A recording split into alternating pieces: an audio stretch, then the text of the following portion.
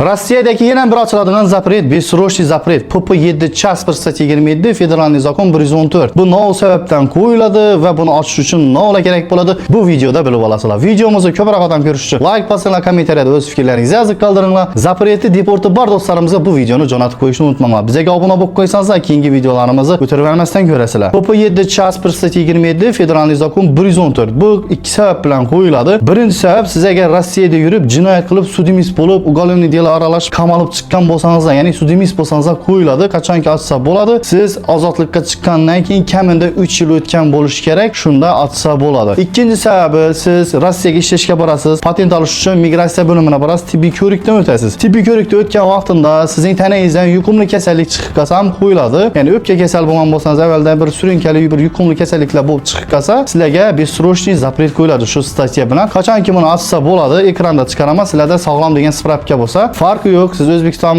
fuqarosimisiz, Tojikiston, Qirg'iziston farqi yo'q. O'zingizni yashab turgan davlatingizdan shu sog'lom degan hujjatni olib bilsangiz, albatta buni sud orqali yechish iloji bor. Bizning Moskvada ishonchli advokatlarimiz bor. Rossiyadagi deport zapretlarni 100% aniq tekshirib beradi va ochiladiganlarni ham ochib beradi. Bizning Telegram kanalimiz bekalb yozib o'tib ko'rsangiz, birma-bir statyalar bilan tushuntirib yozib qo'ydilar. Qaysi zapretlarni ochsa bo'ladi, qaysilarni ochish asos kerak, hammasini birin-birin tushuntirib qo'ydi. Videom sizlarga manfaatli bo'ldi degan umiddaman. Hali ko'p ma'lumotlar oldinda.